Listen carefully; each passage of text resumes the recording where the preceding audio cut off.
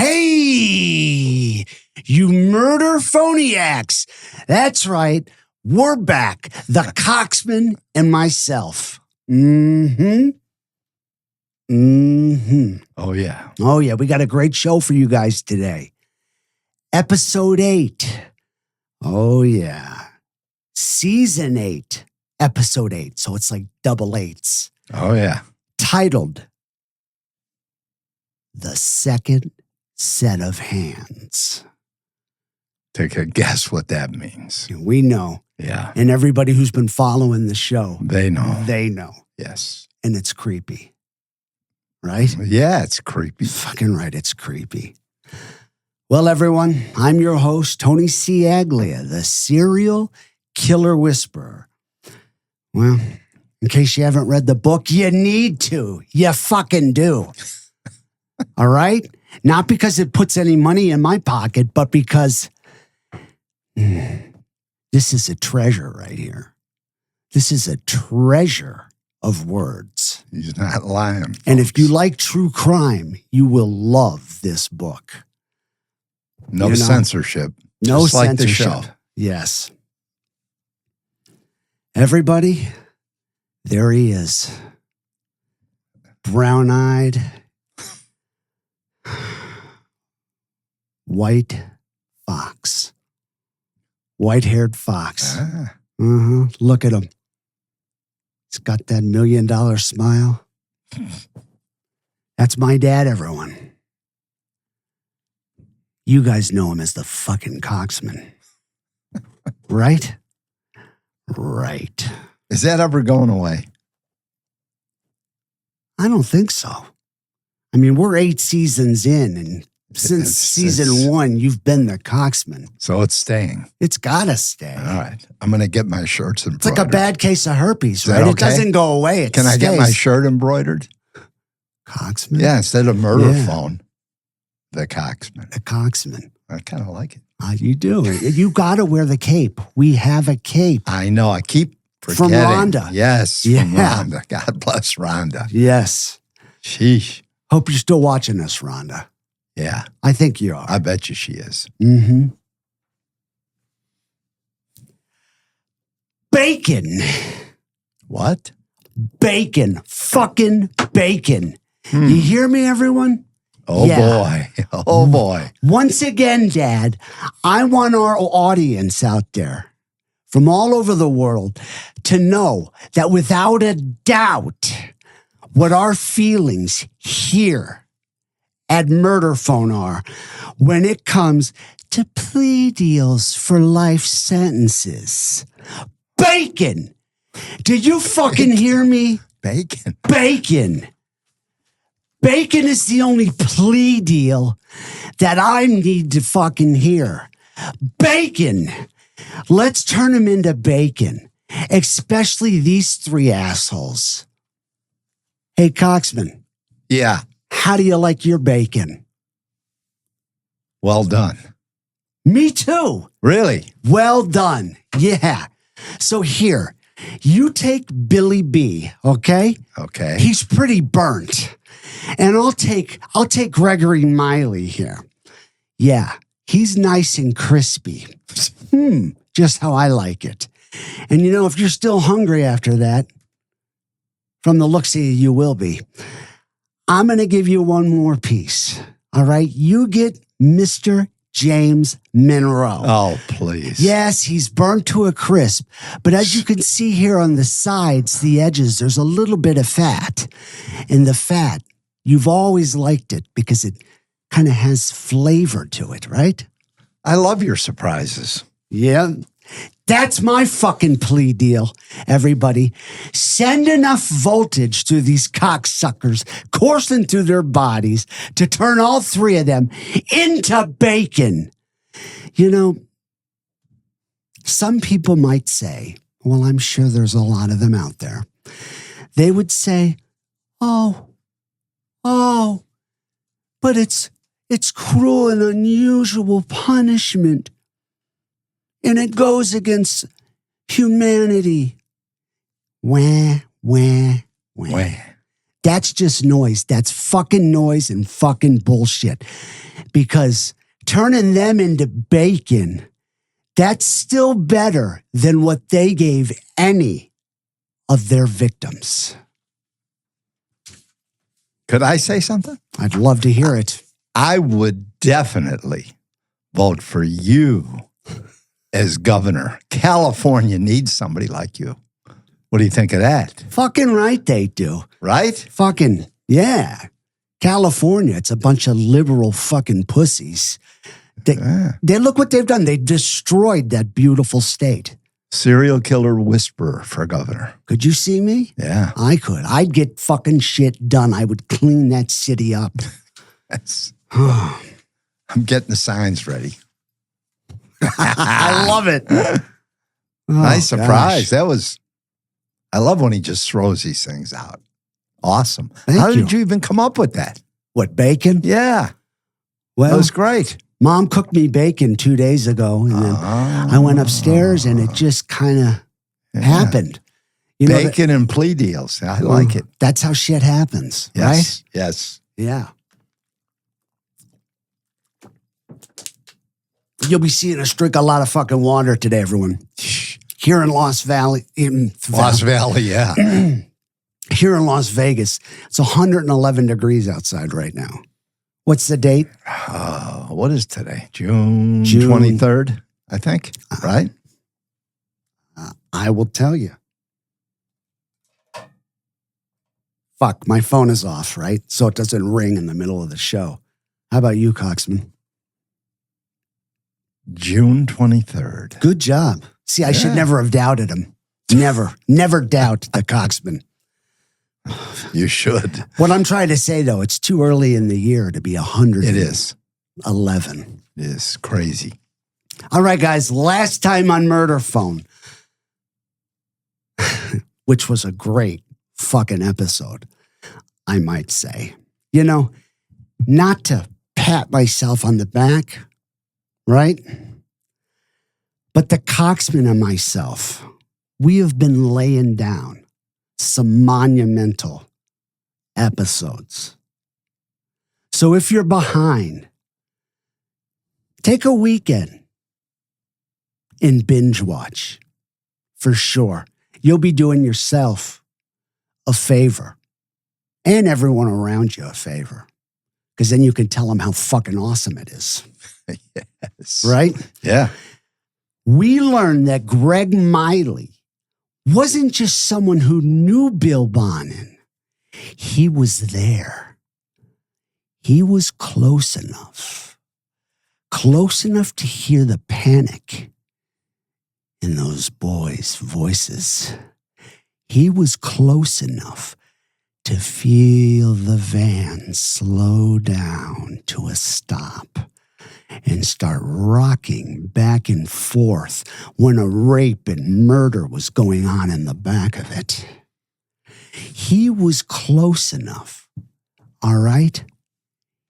He loved Bonin.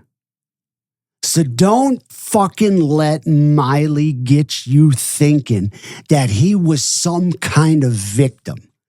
Because he was close enough to process the information on what was happening in the back of that fucking van. He was close enough to make that costly decision to jump back there in the rear of that van and lend Bonin a helping hand. In his mind, Miley was the big, bad freeway killer. And he would sign several of his notes to me, the Freeway Killer. You know, it was like a badge of honor, and he wore it.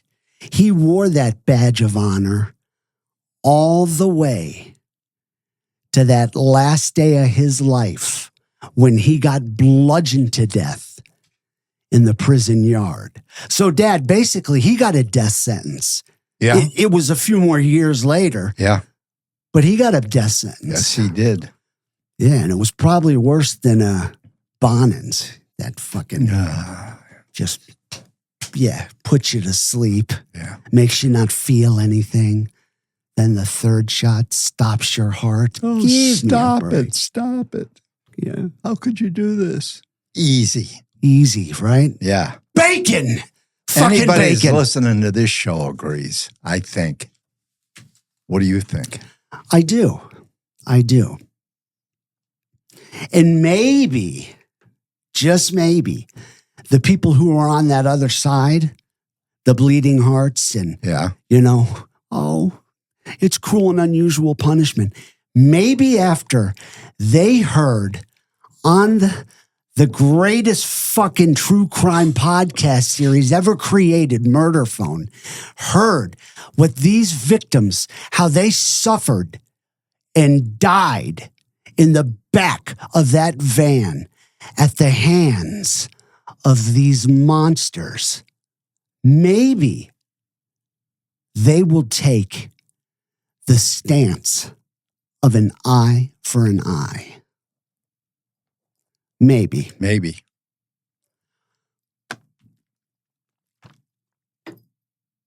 One of the strangest roads I've taken on this journey is talking to the men that sat next to Bill Bonin. Not detectives, not prosecutors. Fuck them. Not detectives. They're going to fuck the prosecutors. The men who were actually in the murder van, who actually got teenage blood on their hands. I began corresponding with James Munro, my dad's favorite. Yeah, I began corresponding with James Munro while he was sitting in prison. Letters turned into phone calls and then visits. And those conversations gave me a glimpse, a terrifying glimpse, into the psychology of someone who rode with Bill Bonin and actually helped Bonin torture, rape, and slaughter these young men. When you hear him, you'll notice his voice almost sounds casual, detached, and creepy at times. Yeah. Kind of like a calmness. Yeah. Yes. Good description. Thank you. Like Miley, Munro eventually talked. He testified, and that cooperation helped put Bonin on death row and got Munro a life sentence instead of death. But survival, it doesn't erase complicity. The victims didn't get a plea deal. They didn't get to testify. They didn't get to fall in love or have a family. They didn't get to become somebody's father. They didn't get anything. They didn't get shit, but a grim, terrifying, painful ending to a life shortly lived. And so the question that lives in the darkest corners of this case is, how did Bonin find these monsters? Every single one of them crossed a line. This line right fucking here. They crossed that line that most human beings cannot even imagine approaching. They were in that van and had full knowledge, Dad, of what was happening right there in front of them. And none of them did a fucking thing. None of them did a damn thing to stop it. Instead, they acted the submissive role and helped Bonin out. What the fuck? It's just crazy. Just think about that. We've described what went on in the back of that van. Think about it. Sorry. It's just mind-boggling, isn't it? You can't wrap your mind around it. No. You can't. No matter how many times you read it, you know? I know. No matter how many times you listen to James Munro talk about how fucking innocent he is. Yeah.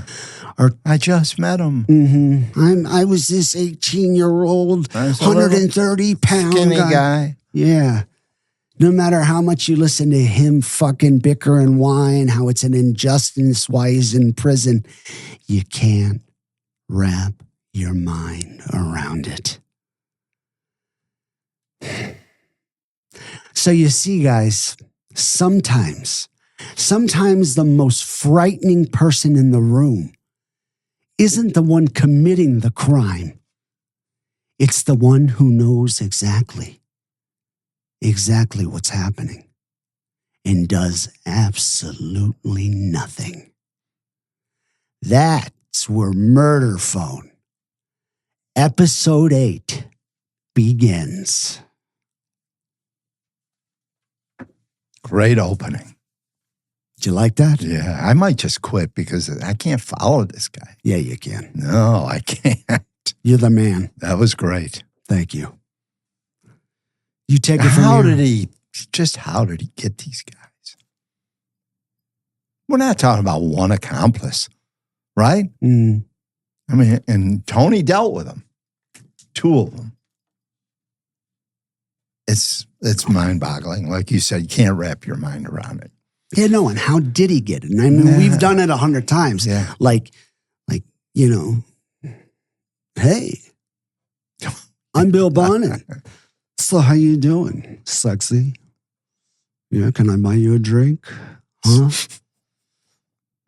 We could go in the bathroom and get it on in the stall, but let me tell you this first. I got this thing. I like to cruise around Southern California and pick up young kids. And I like to torture them and rape them and murder them in the back of my van. So tell me, are you down? Are you down for it? Right? Yeah, that's the title. I need a second set of hands. Oh, These 2 hands can only do so much. just think though, he got 8 sets of hands. I know, that's what I'm saying. I don't even understand. Mm-hmm. Okay. As Tony was talking about my favorite James Munro, according to the official reports and according to Munro's own testimony, his involvement with William Bonin began in late May of 1980. Munro maintained that he was a little more than a frightened bystander who became entangled in one horrific murder, the killing of 18-year-old Stephen Wells. One murder. Hold on, one. I love how he uses the word entangled. Oh, yeah. Yeah, right. No, he was fucking there and he was down for it. Bonin told him the day before, tomorrow we're going out, we're going to find somebody, and we're going to do exactly what Tony just described. But this was just one murder.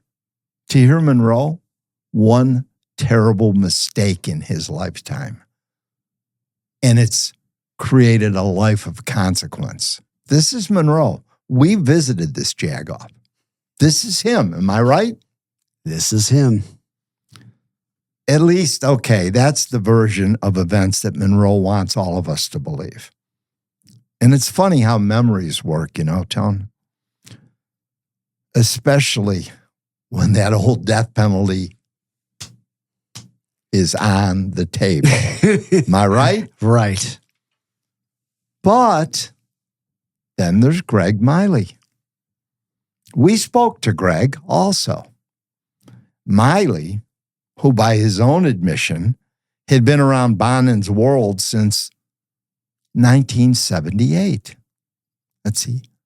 Munro, May of 1980. And Miley said he'd been around since 1978. You heard it in the last show. You heard it straight from him, not us, on the conversation. He met Bonin in 1978. The Hollywood street scene is how he used to describe it to us. And it was a network of people that used to hang around together down there. They called it Bonin's orbit.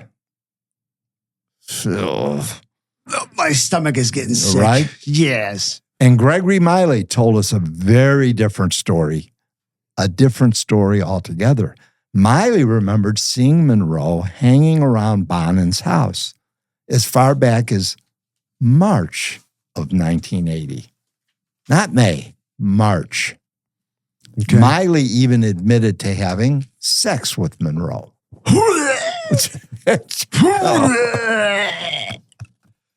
Oh my gosh. I know. I just think of that. And the whole Please. hold on. And the you whole just, crew? Yeah, the crew. And you just were talking about like The orbit. Bonin's orbit. Yes. So according to Miley, word around Bonin's inner circle was that Munro had become Bonin's new plaything. It was his new thing. March, remember these months and dates, March of 1980. Just please use another word than plaything. It just. Throw up again. Okay. All right. Yeah, plaything. So Munro, he was a runaway from St. Clair, Michigan. That's by Ann Arbor. Right? Yeah. It's where my cousin Mike lives. He had been ejected from his family's home in January of 1980.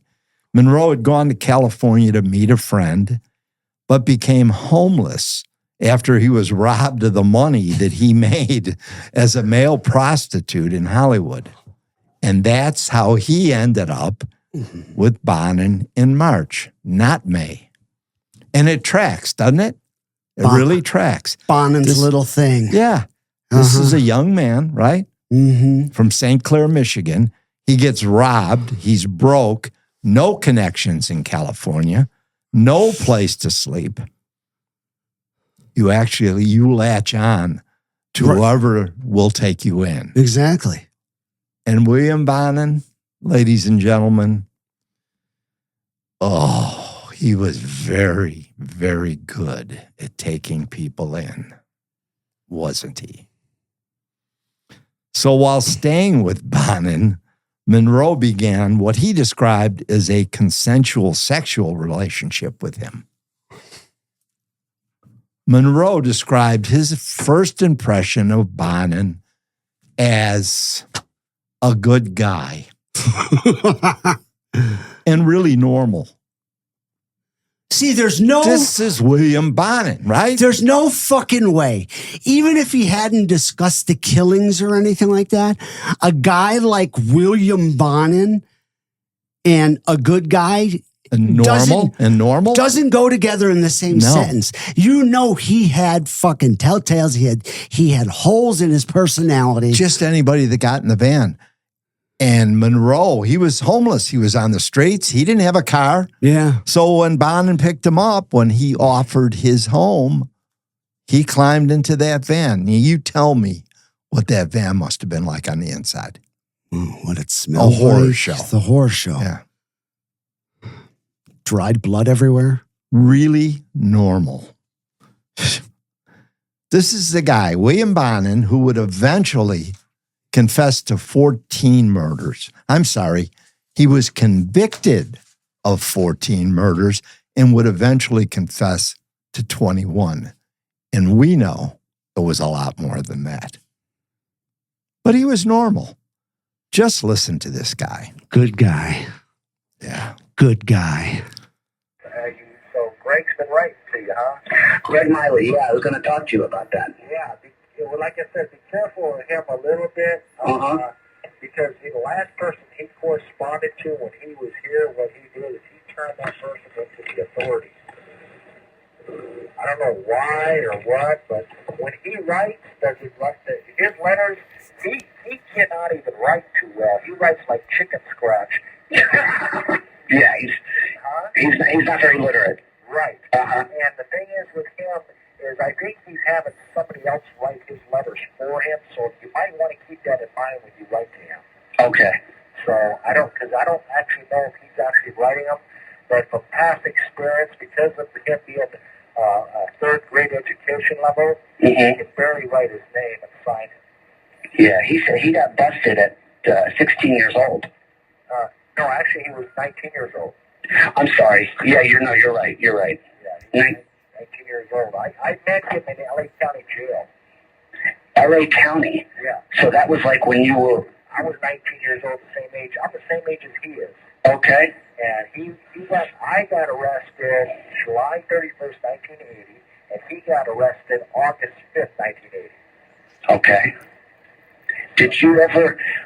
Because I know he was part of the whole Bill Bonin...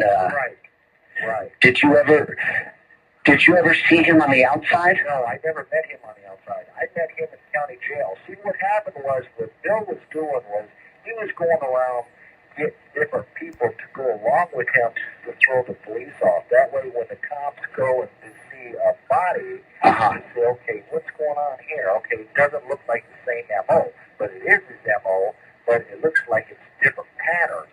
So that would show the cops that somebody else is involved. So there was a bunch of accomplices for the Freeway Killer. You heard him, folks. What did you think? James Munro, he spent a lot of time trying to convince us that Gregory Miley couldn't be trusted. He's got a 56 IQ. Is that it? 56. But he couldn't be trusted. But the more Munro talked, the more you could hear it. It sounded less like truth and more like damage control. Yeah.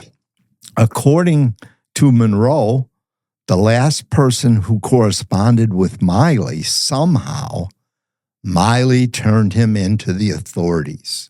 Mm-hmm. You all heard that. Tony asked him, turned him in for exactly what? Well, that's the funny part. Munro couldn't tell us, could he? No, he couldn't. He just couldn't tell us. Can I interrupt you really quick? A good way to remember the IQ thing of Gregory Miley. Yeah. Just think, Anna, my brother's wife's got a 60 IQ. So it's just four above Gregory Miley, okay? And it's funny because their two children, I swear, geniuses. Yeah, they've got a higher IQ already at 9 and 5 than Stop. than Well, 60. Joe hears that one. Oh, You think he'll tell her? I hope he does.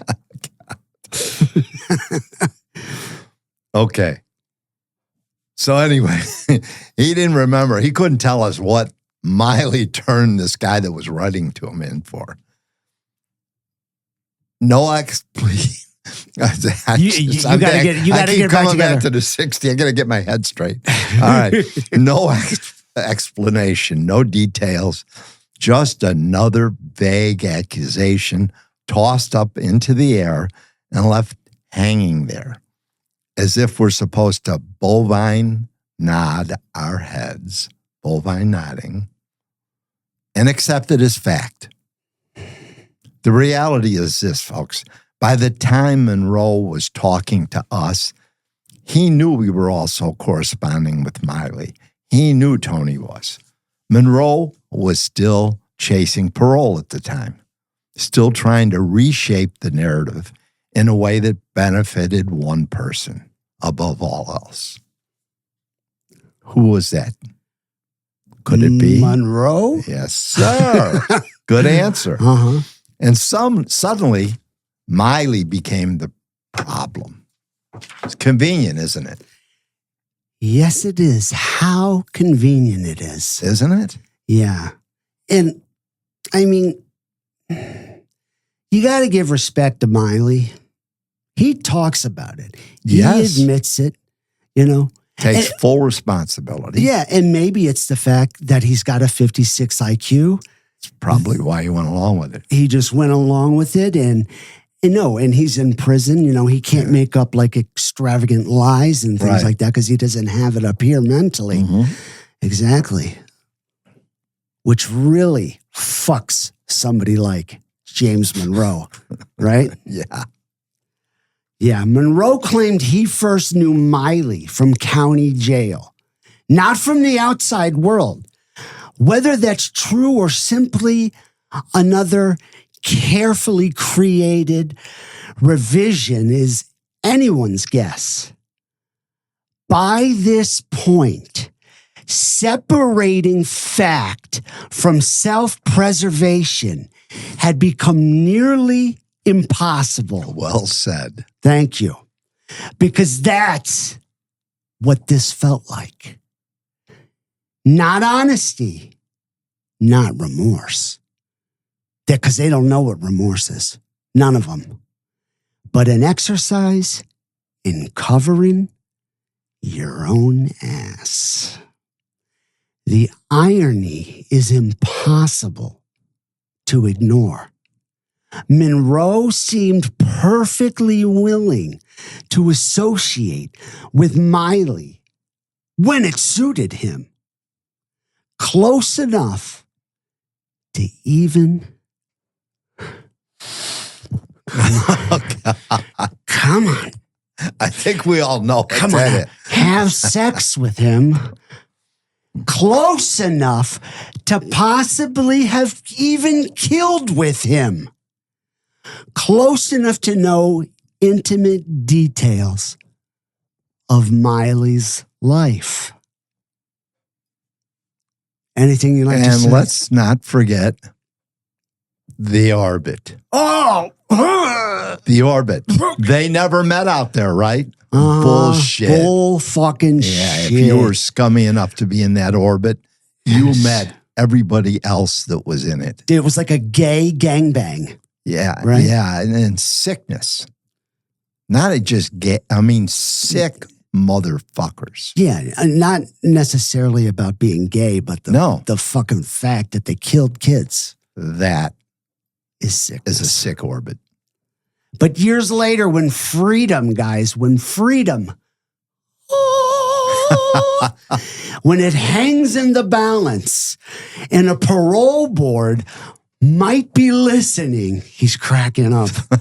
Miley suddenly transforms into this villain of the story. Funny how that works.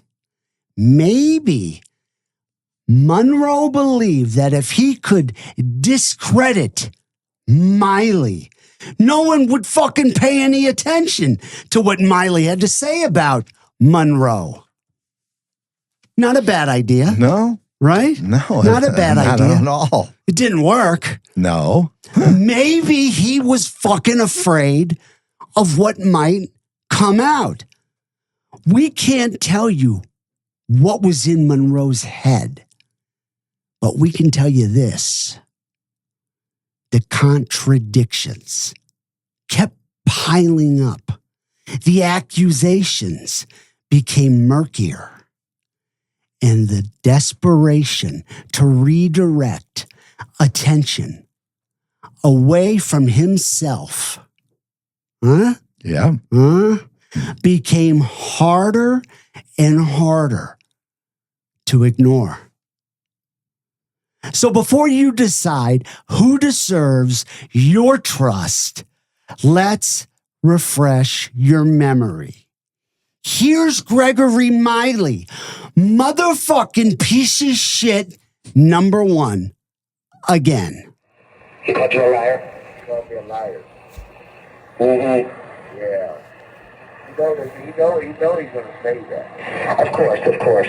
That's just like Munro. Munro told you, oh, I'm innocent. You know? Yeah. I got new evidence that I'm innocent. You know? Oh, when Munro told me that? Yeah. Okay. He's a liar too. He's lying, isn't he? Yeah. You believe You believe he helped kill that boy? Yeah, I believe he done 6 killings. 6? He done 6. He only copped the 3. Really? Yeah, really. Oh, did he tell you this? Yeah, because me and him used to go out to the yard at night. We have night yard, right? Mm-hmm. We used to go out to the yard and we used to talk about it. Yeah. Oh, yeah. So what did he do, strangle him? Strangle him, butt fuck him, torture him. Now let's listen to motherfucking piece of shit number 2, James Munro. Again. Now, see, all I know is what I read, because, I never really got interested in all this crime stuff. He was already dead. Right. I mean, I'm only 30 years old. And with just everything I read about that guy, he sounds like he was an animal. He was. He served time. He did time, not time, but he spent. He was in the military in Vietnam. He had over 500 hours as a gunner on a Huey helicopter. He spent time at the Tascadero. He was a twice paroled sex offender. So, and he raped some of his men in the military. Oh, really? Yeah. Was he a tough guy? Yes, he was. Okay. Yeah, he very was. And me being 18 at the time, 125, 130 pounds, 18 years old, it's like I told everybody, this call and your telephone number will be recorded. And what makes people think that I can sit there, stop somebody like that? If he killed 2 Marines with his hand and 45 other murders, he did that. Yes. Everybody thinks that I didn't stop him. I couldn't stop that. He would have squashed you like a bug. Especially after he tied me up and threatened my life. I couldn't believe that, he did that. Now, was that the day that Stephen Wells was killed? Yeah. And that night, I couldn't get away from him until, what was it? I couldn't get away from him until June 12th. He had me hanging on his leg till June 12th. And then June 12th, I finally got a break, and I ran. I stole his car, and I booked back to Michigan. You drove all the way from California to Michigan? I drove his car to the border, and then I dumped his car. Okay. And then I hitchhiked back home to Michigan. Munro's story is about as believable as he is credible. Personally, in the beginning, I wouldn't trust any of them. Right. As far as I could fucking spit. He wants us to think Bonin was some terrifying monster, yet somehow not so terrifying that he couldn't crawl. Come on. He couldn't crawl into bed with him. Interesting choice, right there. Do it. You're doing it. There you go. Okay. Yeah. Right. Oh, my God. That's But Bonnie does it disgusting. when she watches it, too. Does she? Yeah, it's yes. disgusting. Right? He crawls in bed with them every night. Yeah. Yeah. Right? So calling him a terrifying monster is an interesting choice of words. Mm-hmm. Considering supposedly he's living in fear. He was just a small 18-year-old. Sure. But last time anyone checked, right, Dad, police stations still existed. Fucking right. Apparently, that option never crossed his fucking mind. James Munro could have broke free, gone to a police station at any given time. Fucking joke. Yes. Isn't it? Mm-hmm. His claim that he desperately wanted to escape after the Stephen Wells murder, but just couldn't manage it until June 12th is absolutely laughable. He simply didn't want to leave. And let's not forget, the very night after the murder, he voluntarily let Bill Bonin tie him up. Not exactly the actions of a terrified captive. Right, Dad? Right. And from what we heard, it wasn't just tying them up. Was it? No. Okay, and as for the grand escape, he bolted the moment the police showed up. Brave, right? Yeah. Brave stuff, isn't it, Dad? Yeah. Uh-huh. Real brave. Yeah. Let's face it. Everybody at home, let's face it. All this shit about all the times he could have run. Why would he run? James Munro loves the cock. Okay. It's true. Well, He did. why wouldn't he? Why? Bill Bonin was a normal guy. Yeah. He was a nice A guy. nice guy. Fuck. I'm going to dig in a little deeper. Okay? Oh, no, 'Cause you don't have to. You don't have to dig in I don't have deeper. to dig in? No, because remember, Greg Miley's got a 9-inch cock, so he was digging in deeper than Billy B could dig in. Yeah, he was, fucking, wasn't he? Yeah. Yeah. How about this? James Munro is a fucking liar. How's that? And he loved the cock. He is a He liar. did. Yes, and he's a liar. And he is a liar. I agree. He lied about when he met William Bonin and Greg Miley. And that matters. It matters enormously.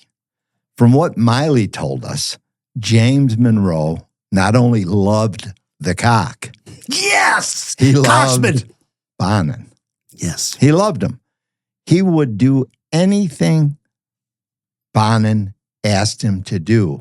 And that became quite fucking obvious. The orbit.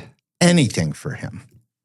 But the moment things got too hot, too close, and too real, suddenly it was time to create some distance. Time to rewrite the timeline. Time to cover his tracks. But here's what the story doesn't add up to. If Munro was only around for a short time, if he just happened to be there when Steve Wells was murdered, then what exactly did he have to order? Back up. Yeah, let's back up and do that again. If Munro was only around for a short time, if he just happened to be there when Stephen Wells was murdered, then what exactly did he have to offer? Because he cut a fucking deal and escaped the death penalty. And you don't cut a deal for that unless you're holding 4 aces, right? Yeah. I'm heating up over here, you can tell. Unless you know something. Unless you were there for something far worse than one fucking murder. I'll fucking give them fucking plea deals. Fuck them. Fuck all of them, right? Bacon. It's coming again. Bacon. Bacon.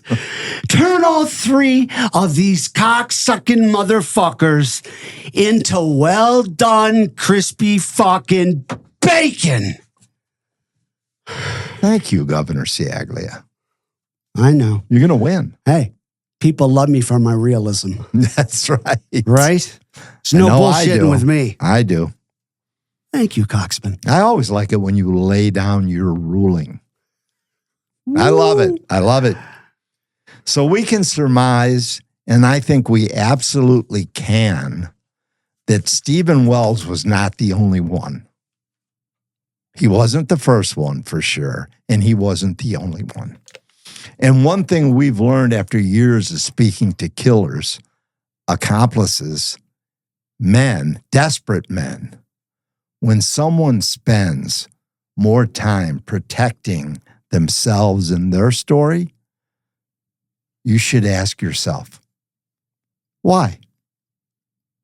Why are they doing it? Let's rewind the clock to March of 1980. Okay. Isn't that when Miley said? He saw Munro in March of 1980 in the Orbit. Because maybe, just maybe, if we go back to where the blood trail started, And continued, we can figure out why James Munro's story changes depending on who's listening. And why was his testimony valuable enough to send Bonin to death row? That's the question.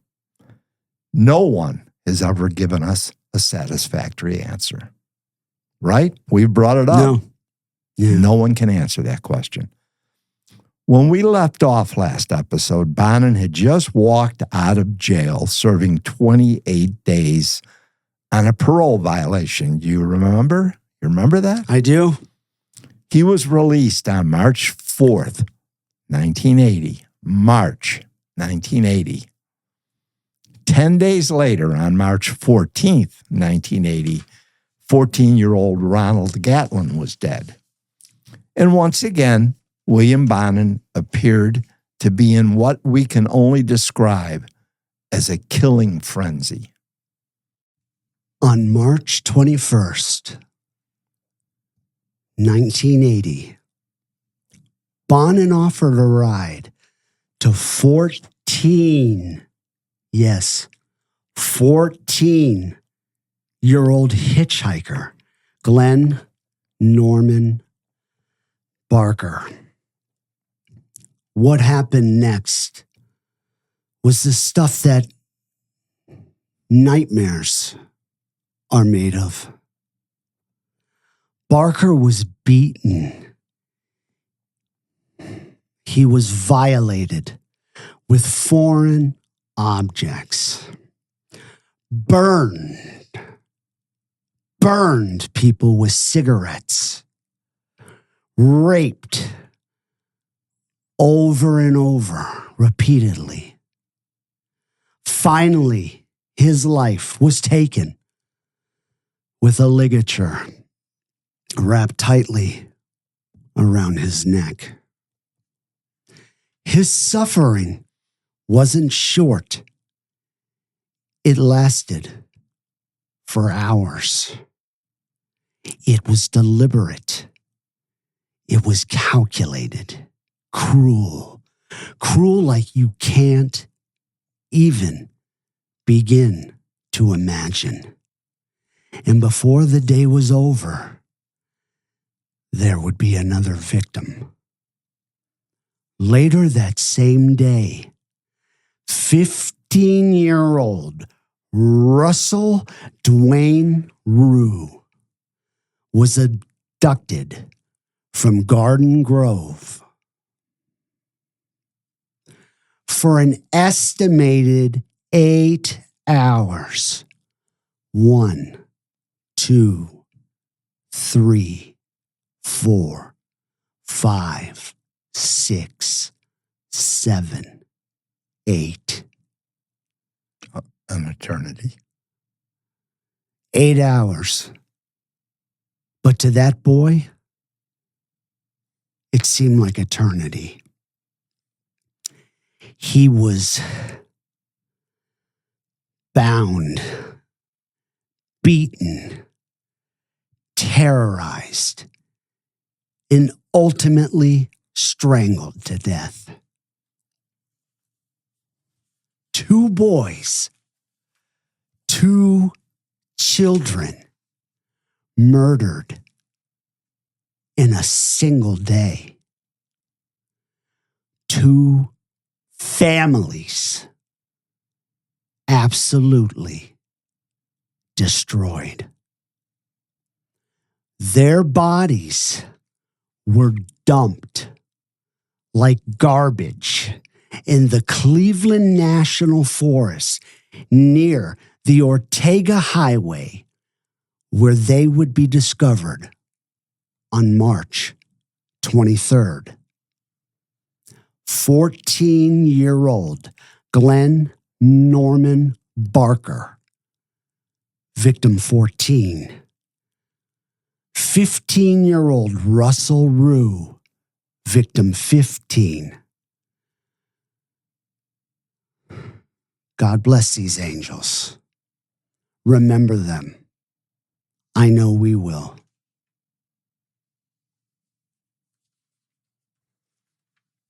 You know, 8 hours, Tony. I can't even imagine it. You know what I was just thinking about? Glenn Norman Barker was killed first. They were discarded together. That means Russell Rue, when he got into that van, that body was laying there. While he was being tortured, that body was laying there. Just to add to the horror. Right from the start, right when the kid got into the van, he knew because he saw a dead body, right? Yeah. He knew he got into the wrong fucking van. Yeah. Okay, officially, on this deal, we were told that Bonin acted alone. Yeah. That's a joke, isn't it? It's a joke. The story just cracks wide open when you think of it. 2 abductors, 2 captivities, back up. 2 abductions, 2 captivities, 2 murders in a single 24-hour stretch. And the official story is Bonin did it alone, just him, no help. No accomplice holding a rope, no accomplice holding the wheel while they were driving, no accomplice or a second pair of hands while a boy struggled for 8 hours in the back of a vehicle. Not buying it. No. Not Does for, any of that add up to you? It doesn't make any fucking sense whatsoever. Not at all. Uh-huh. Because according to Gregory Miley, James Munro was already very much in the picture by this point. According to him, Munro was Bonin's new plaything. Oh, come on. The new plaything. Oh, Miley told us that Munro had bragged he committed 6 murders. 6. Not 1. 6. Not an accidental witness, not a reluctant bystander caught in the wrong place at the wrong time. 6 fucking murders is what he talked about. incredible. Now, was Miley telling the truth? Was either Miley or Munro with Bonin that day? Maybe they were both with Bonin that day. The truth is, we don't know. But what we do know is this. The official narrative and the stories told behind prison walls don't fucking match. They don't add up. And somewhere between those 2 versions lies the truth. Buried beneath fear and self-preservation. Oh, wow. Thank you. You're welcome. You delivered that very good. Thank you.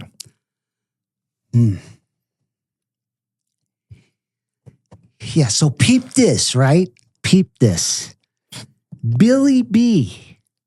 Yeah, right? You know who Billy B is. He was fucking partying at one of Frasier's parties. Come on. You guys know who Frasier is. He's the fucking party guy. And he's an all-time favorite. The Coxman over here. Oh, yeah. Come on, Dad. Come on. Fess up. Fucking Fraser. Tell all the murder party phoniacs. man. The party man. Tell all of us murder I love the phoniacs. party guy. Tell us you fucking love the party guy. I love him. Tell us what those LA sunsets were like. Standing out on Fraser's pool deck, holding fucking hands with the party guy. Me and Fraser. Overlooking the Hollywood Hills. Tell us about what your old diary says that I found in your dresser. Oh, no. About those days in the Hollywood Hills. Perhaps maybe when the fucking fat faggot clown That's enough. John Wayne Gacy was in town visiting, maybe you, Fraser, the gay fucking clown, and Billy B would go out for burgers and fries. How did you know? Because I know. Did I write that down? Because I fucking know. Anyways, you'd go out there and you'd celebrate, and you guys, you'd talk about whatever fudge packing, child raping, child murdering, ass fucking packing pirate celebrator talk about. Why do I always get dragged into these things? You did. Why? Because you're part of the orbit now. I'm just like the chump sitting here. The Coxman's part of the fucking orbit, everybody. Yeah, me and the Bonin. No. Classic. Fuck, it was classic. Fuck that shit. Could you see yourself holding hands? No. Maybe with a 9mm. Yeah. Holding them. On the pool deck? Yeah, sure. I don't think so. No, I don't think that Coxman would have fit in very well with that cast of shady characters. Okay, and then you got, what's his name, Skinny Dipping going, hey, look at my 9-inch cock. Miley. Uh-huh. And then you're sitting there holding hands with Billy B going, it's beautiful. It's fucking beautiful. Anyways. And I'd be saying, where's that new guy, James Munro? Right? Yeah. Oh, he's parking the car. He's parking the van. He's parking the van because he doesn't want to be part of any of the murders. Right. He's not a part of this orbit. Yeah. You got to admit, though, it would have been great to be a fly on the wall so you could be privy to some of those conversations. Oh, fuck. Right? Oh. I do know, though, Dad. I do know who did fit in well at those parties.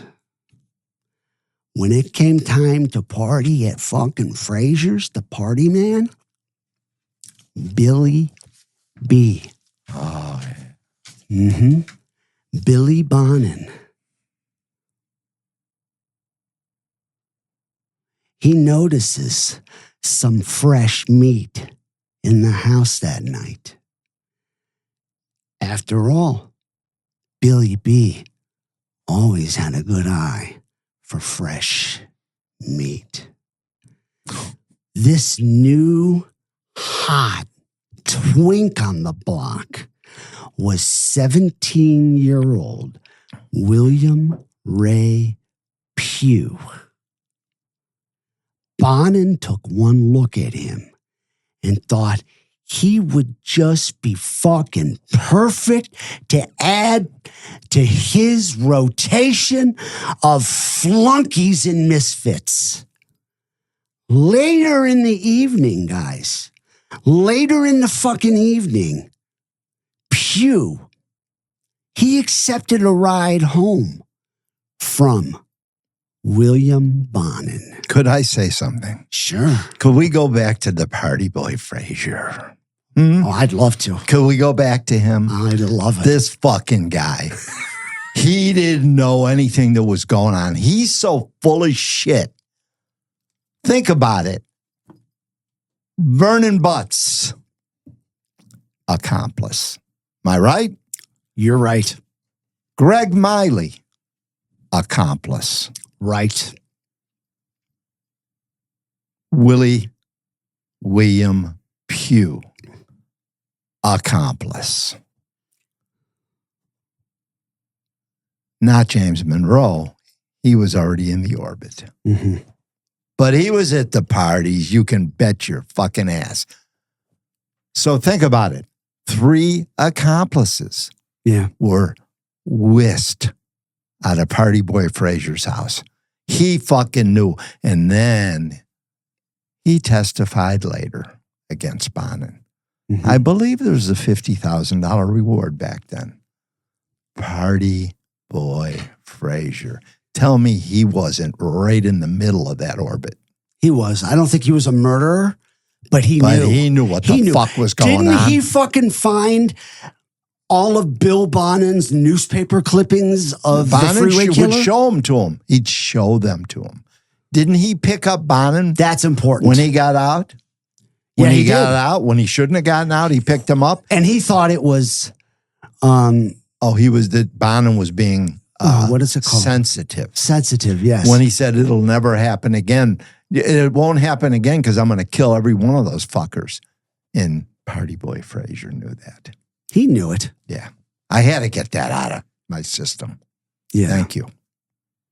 I'm glad you brought it out because that was the perfect part for that. Yeah. Truth, right? Yeah. So it's a bad move, right? That, he decided to take a ride home with William Bonin. Mm-hmm. I'm talking about Pugh, right? Yes. So, guys, bad move.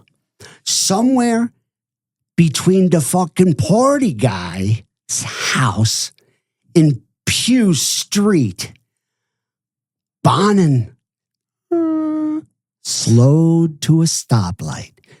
And because Bonin is so debonair, so Rico Suave, right? So fucking smooth.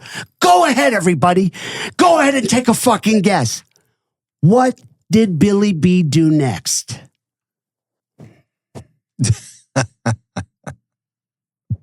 You got it. You fucking got it. He offered him some fucking money for sex. Why? Because that's his fucking MO. That's what Billy B is all about. This kid, though, this cat, Pugh, he wasn't digging it. Not for a second. Get the fuck away from me, right? He tried to bolt. Bonin grabbed him, pulled him back into the van. Bonin told Pugh how much he loved it, how much he enjoyed the abducting, restraining, the strangling. He smiled at Pugh and explained calmly how to get away with murder. Because that's so fucking smart, right? The first time you meet a guy that night at a party, you're giving him a ride home and you're already telling this fucking kid who you know nothing about how much you love to kidnap, rape, fucking torture, and murder kids. Not smart. Not smart. And at the end of this season, you'll see this was Billy B's downfall. It also shows that he is pure narcissistic arrogance. Yeah. Just like all serial killers are. Yeah.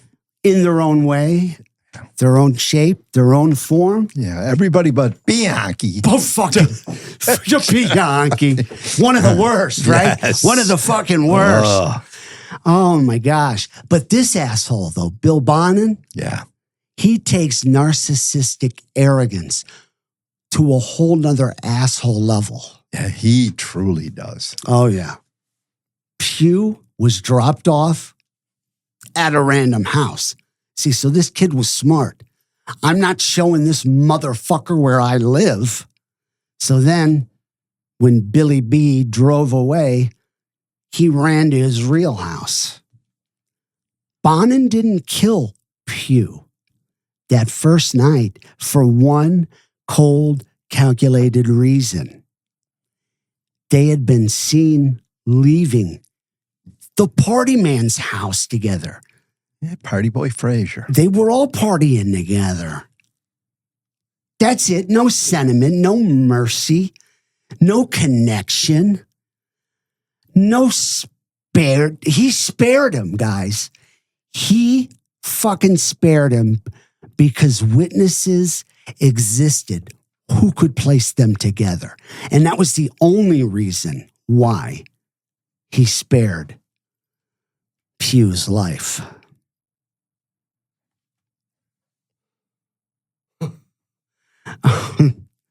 I know, this is unbelievable. Fucking unbelievable, right? Unfucking believable. Yeah. Pugh kept coming back around, and that's one thing that tells us what kind of piece of fucking shit William Pugh is. After all of this, he kept going back over to Billy B's house. On March 25th, really think about this date. March 25th. Just 4 days. 4 days after Bonin had strangled 15-year-old Russell Dwayne Rue and 14-year-old Glenn Baker, Bonin and Pugh spotted 15-year-old Harry Todd Turner on a Los Angeles street, the City of Angels. A runaway. 4 days. 4 days out of a boy's home, Dad. Yeah, I know. I bet he wishes he didn't run away from that home. Yeah. Bonin had a gift for spotting them. The ones no one would miss. The ones who would get in that van. And you know why? Because Bonin was one of those boys at one time. Yeah. No one would have missed him. Yeah. He would have sure. gotten in that van. Yeah. Good point. Mm-hmm.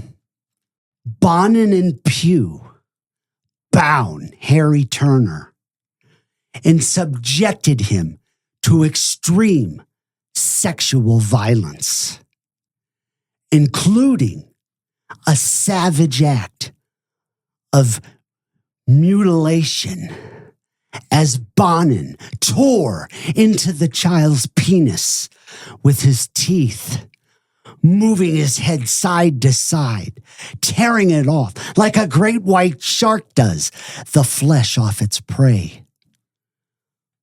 What was done to this child's body was not just an assault. It was deliberate enjoyment.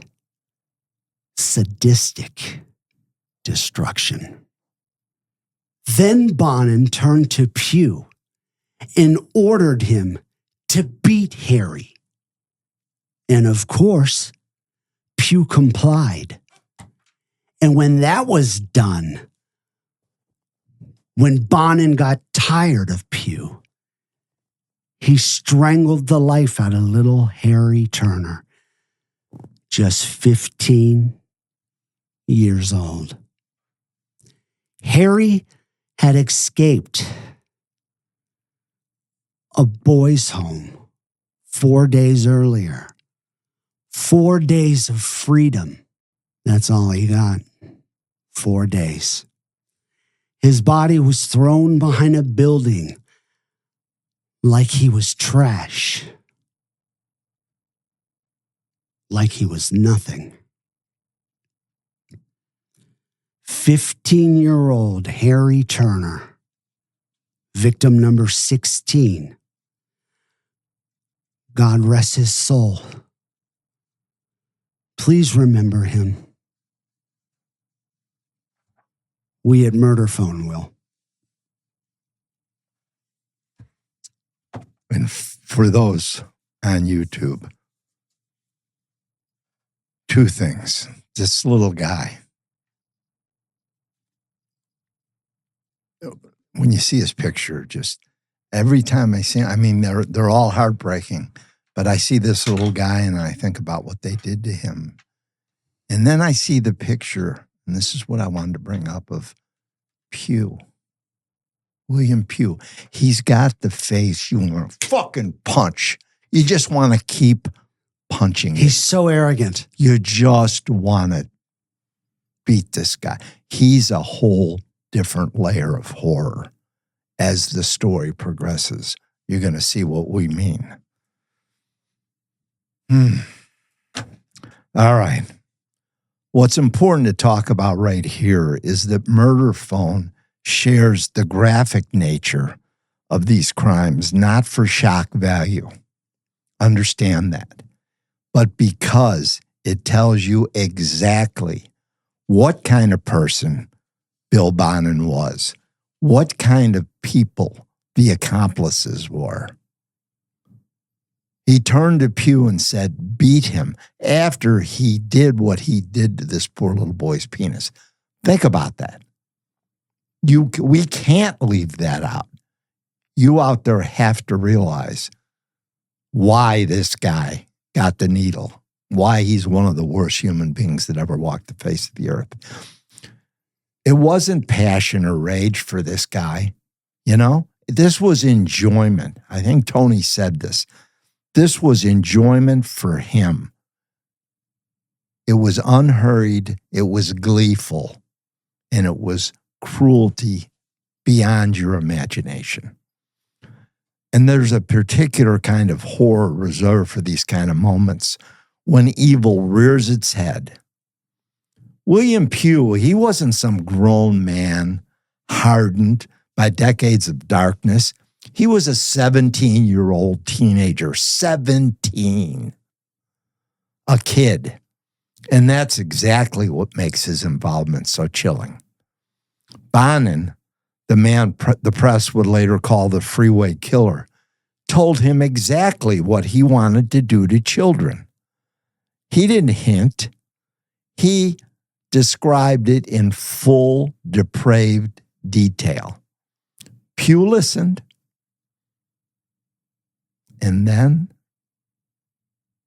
he came back. He didn't run. He ran to his house that night. He didn't run to the police. He didn't report it then. He looked evil right in the face that night, knowing precisely what it was, and he fucking participated in the future. He thought about it, he went back, and he participated. And this shows us how sick this cocksucker was. Very good. Yes. And the only reason he turned Bill Bonin in was because he was arrested. Yeah. And he was arrested for stealing cars. And they'll hear about this. Oh, yeah. Remember, that's going to be, it's disgusting is what it is. Of course. And I think for being part of that murder, he should have gotten some serious prison time. Life. Well, wait till they hear, huh? Mm-hmm. April 10th, 1980. William Bonin was discharged from parole. This was a reason to celebrate. And Bonin was going to do what he did best. What made his psychopathic monster happy was to hunt. And that is what he was going to do.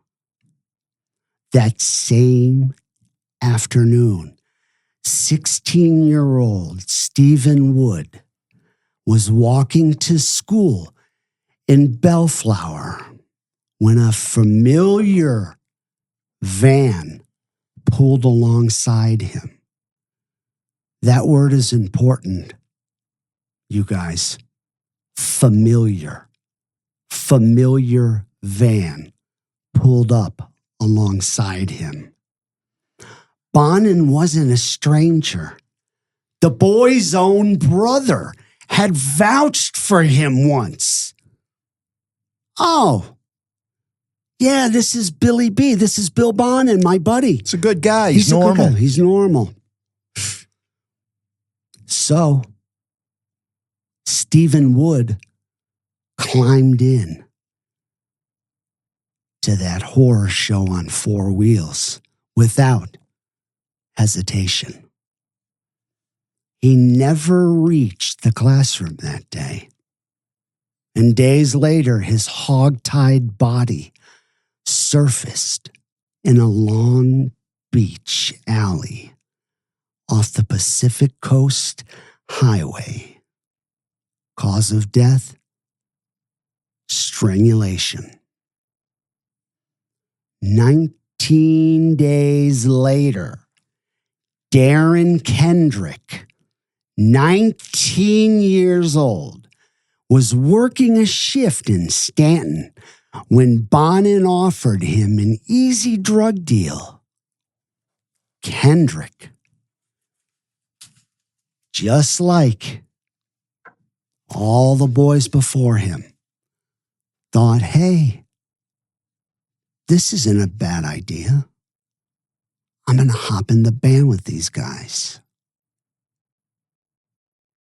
Wrong. He hopped in and rode straight into a nightmare that he had no control over.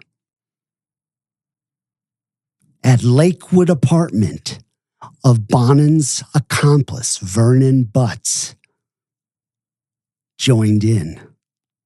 He tried to run, but they bound him, cranking the stereo to swallow his screams, while Butts sodomized him. Then Butts forced his mouth open, and Bonin poured chloral hydrate down his throat, enough to cause severe chemical burns. When the body stopped fighting, Butts drove an ice pick into his ear, severing his spinal cord. Bonin, after losing interest, proceeded to strangle him to death. Kendrick's body was dumped, lifeless, behind a warehouse near the Artesia Freeway. 2 boys, 19 days, 1 predator who never should have walked free. I feel like it's a broken record. Yeah, I know. Shouldn't have walked free. Shouldn't have walked free. Shouldn't have walked free. Over and over. Stephen Wood, 16 years old. Victim number 17. Darren Lee Kendrick, 19 years old. Victim number 18. God rest their souls. Please remember these boys. Here at Murder Phone, we will never forget them. Well, everybody, hope you enjoyed the show. I did. I know that Coxman did. I love you guys. And we got some really big stuff coming up in the near future. Would you like to tell them a little bit about what's going on? I'm beat. You're beat? This just beat the shit out of me. I got to be honest. Okay. We'll talk about it though. All right. Later. All right. Okay. It's good stuff. Yes. So you guys take care.